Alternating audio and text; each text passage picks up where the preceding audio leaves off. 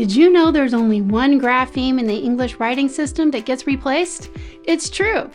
Today we're clearing up a misunderstanding about replacing graphemes, and the answer might surprise you. The only grapheme that gets replaced in English spelling is the potential single final non-syllabic E.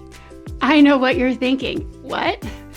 That single E at the end of so many words has so many functions, it deserves a title fitting for royalty.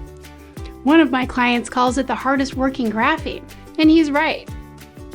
That final E plays multiple roles in English, and we'll dive into how it works in the future. But first, let's clear up some significant confusion about grapheme replacement that's spreading in the literacy world.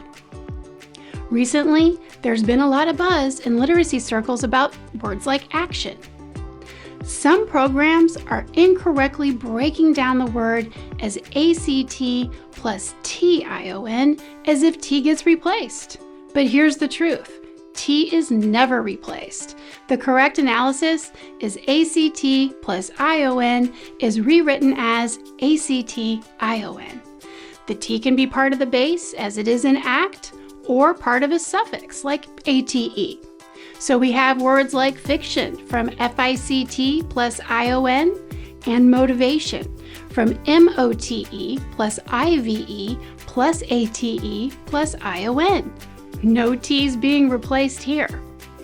And here's another common mistake. VISE plus SION is rewritten as VISION. Nope. If it's pronounced in the base, it doesn't get replaced. The accurate word sum is VISE plus ION is rewritten as VISION. With related words like visual and visor, the base stays intact, as does the meaning see. This family's all about our eyes. Now let's return to the only grapheme that gets replaced, that single final replaceable E at the end of a base or suffix. The E can be replaced when a suffix beginning with a vowel or a connecting vowel letter is added.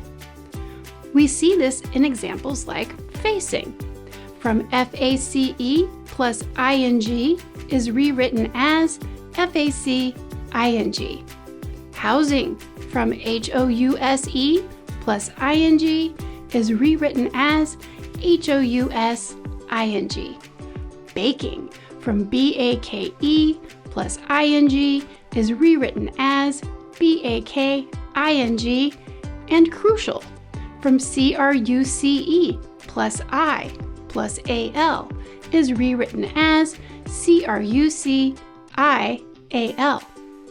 But wait, what about courageous? The E is still there. Sometimes we need to keep the replaceable E to maintain the phonology of the base. This is a great example of why we don't use the word rule. Spelling conventions don't work in absolutes. We keep the replaceable E to preserve the pronunciation of G or C in words like courageous and noticeable. So here's the piece to remember.